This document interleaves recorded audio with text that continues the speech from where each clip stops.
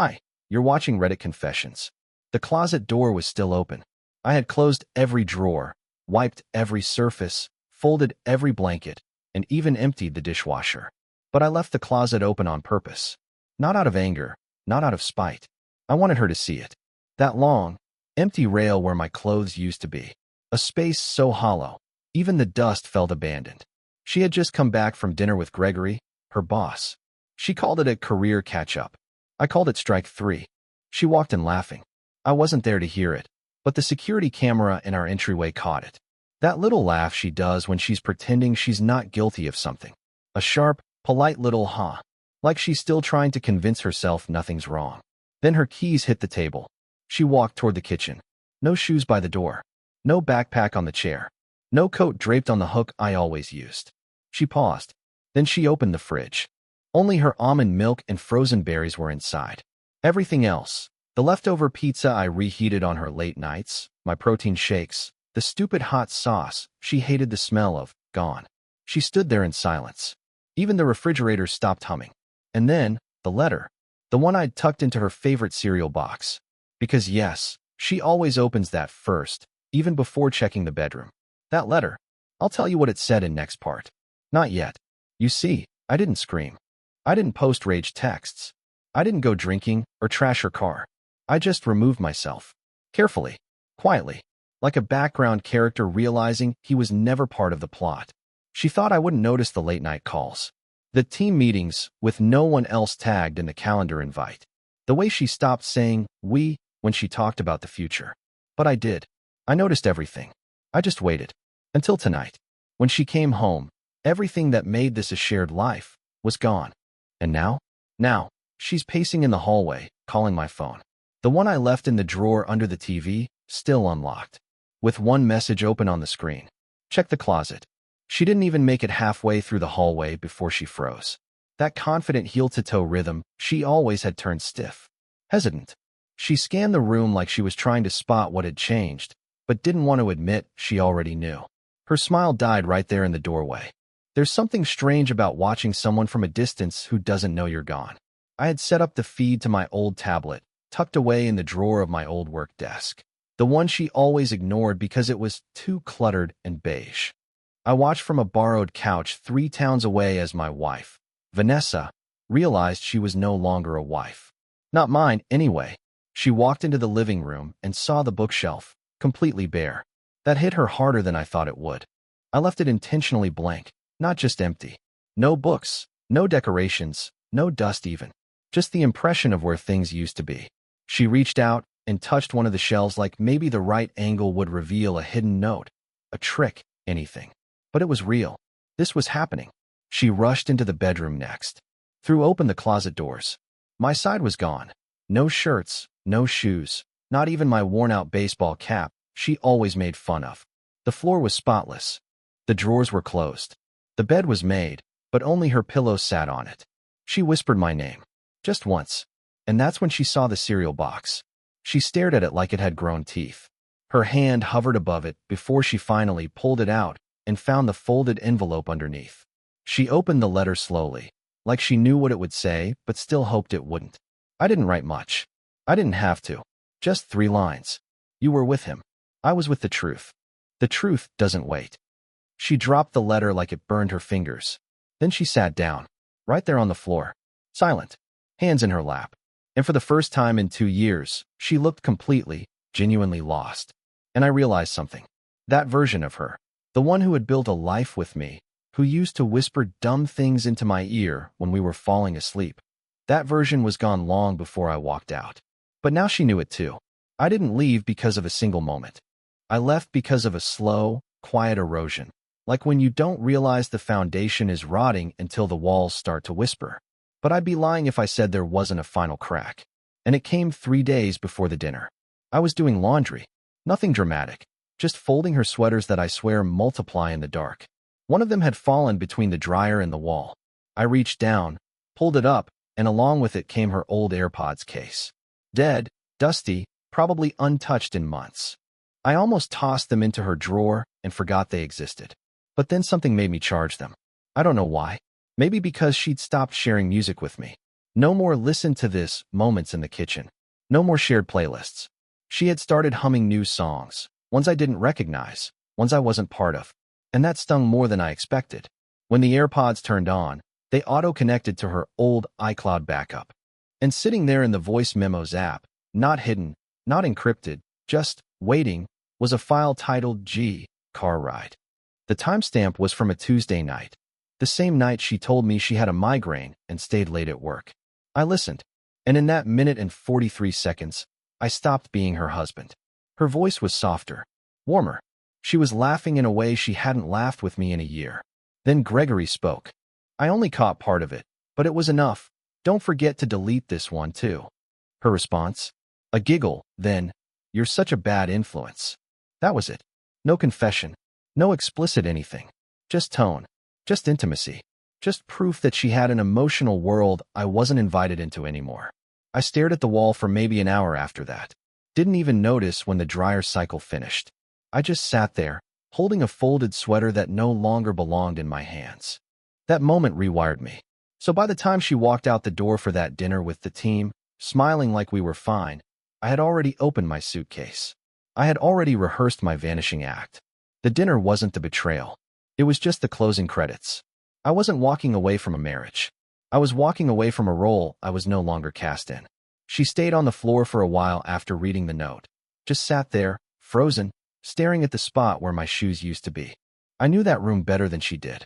I knew which floorboard creaked when you stepped too far right, how the afternoon sun hit my side of the bed, and how the closet light flickered every fourth time it turned on. I also knew she would go looking, not for me, but for a reason. People like her don't sit in silence for long. They start needing someone to blame. From my little motel room 30 miles south, I watched her pull open drawers, dig through boxes, even check the trash like I'd left a trail of breadcrumbs. But I didn't leave crumbs. I left absence. That was the point.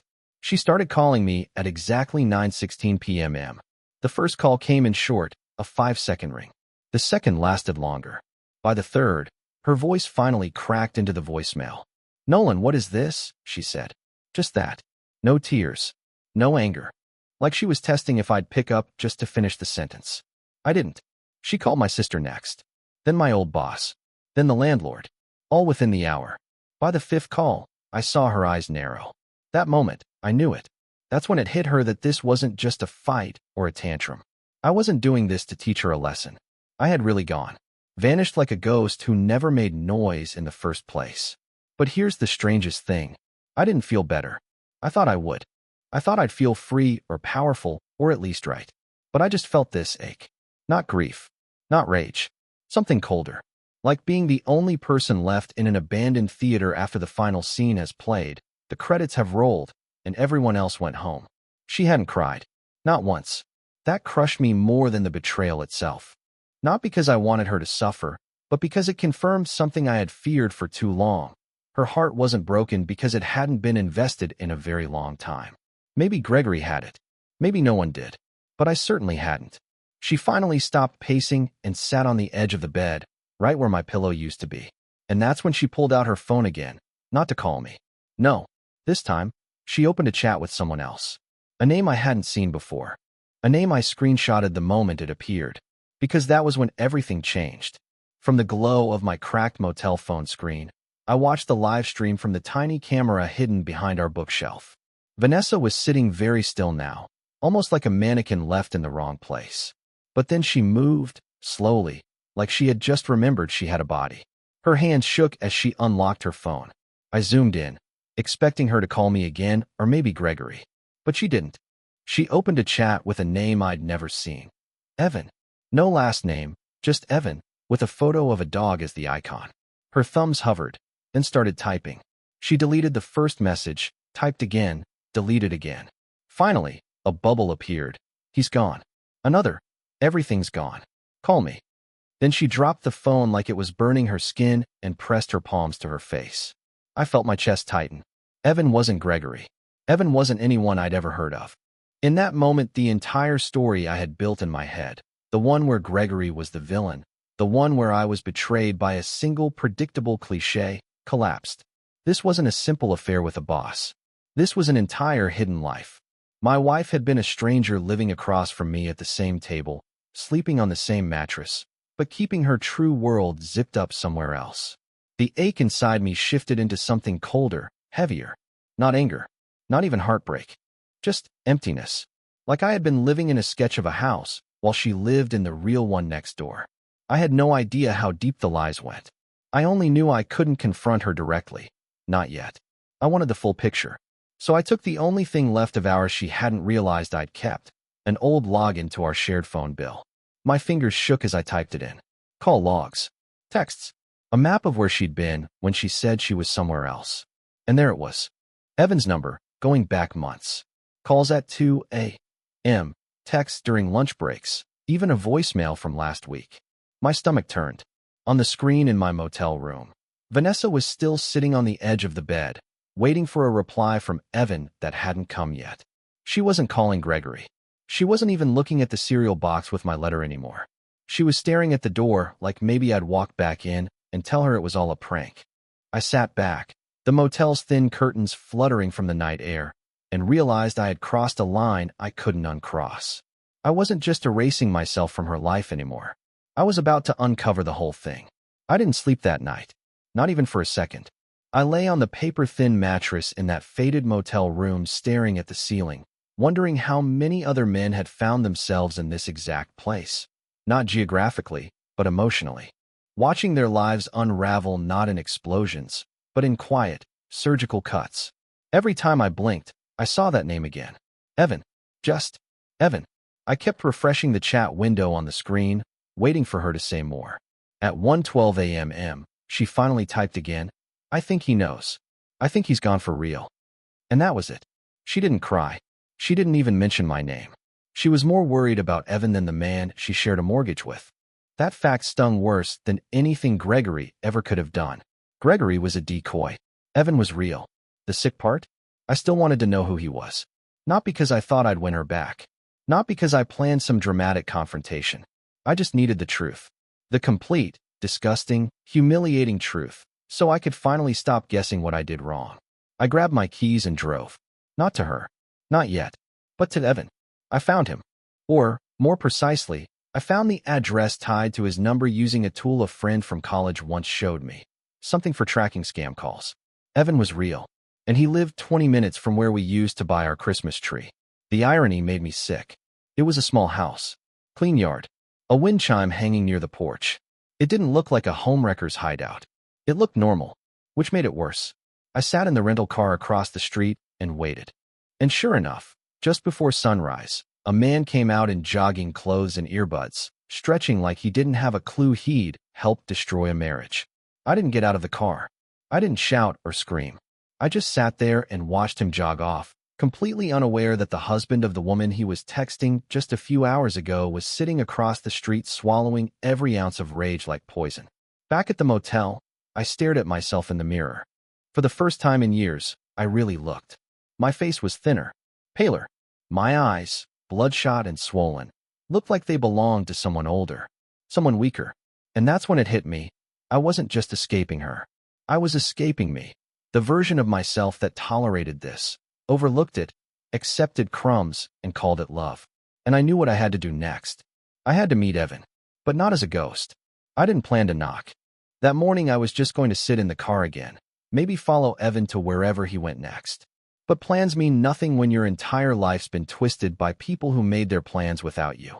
Around 8:45 a.m., Evan returned from his run, sipping some overpriced smoothie, earbuds in, scrolling his phone.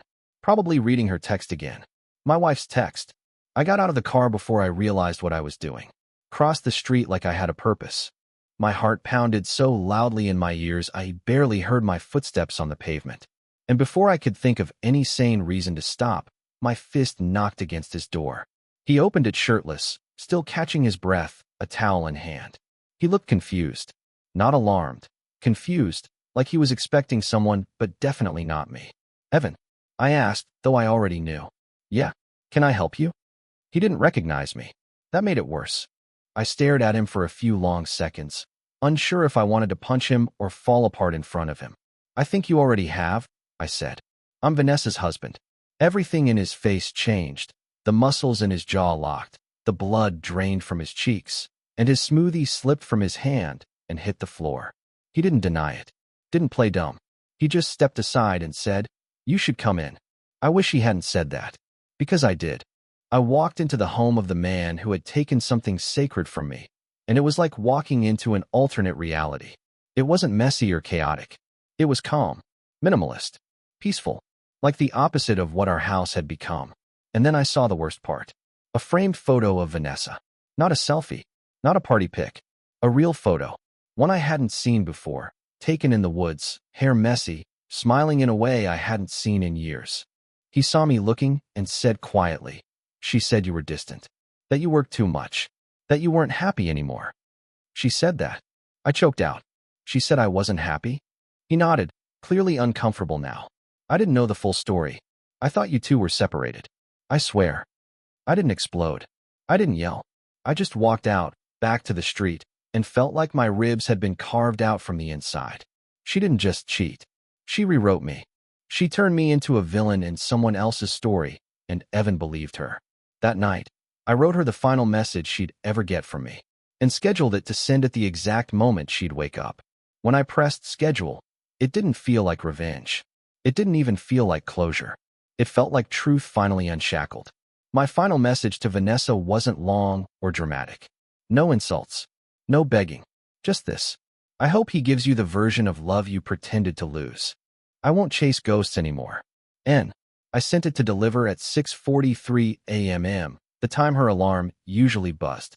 And then, I turned off the phone and walked outside into the morning air for the first time in what felt like years without the weight of her lies on my back. The motel parking lot looked the same, but the world didn't. I wasn't just a man escaping heartbreak anymore. I was finally someone moving toward something. I drove toward the coast. No destination, just instinct. Stopped for coffee at a gas station diner, where the waitress called me Han, and didn't care what I looked like. I watched the sunrise over cracked pavement and power lines and thought, this is the first thing I've seen that wasn't filtered through her. And somehow, it was beautiful. Weeks passed.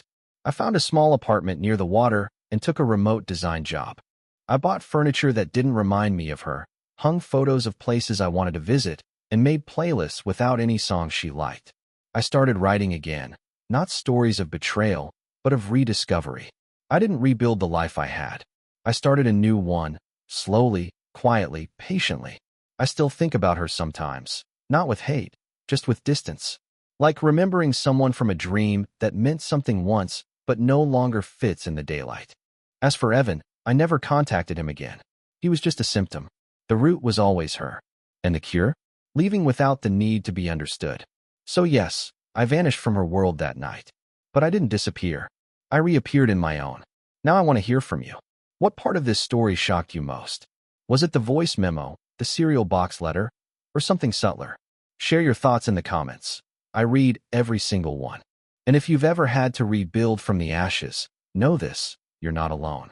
You're watching Reddit Confessions. See you in the next story.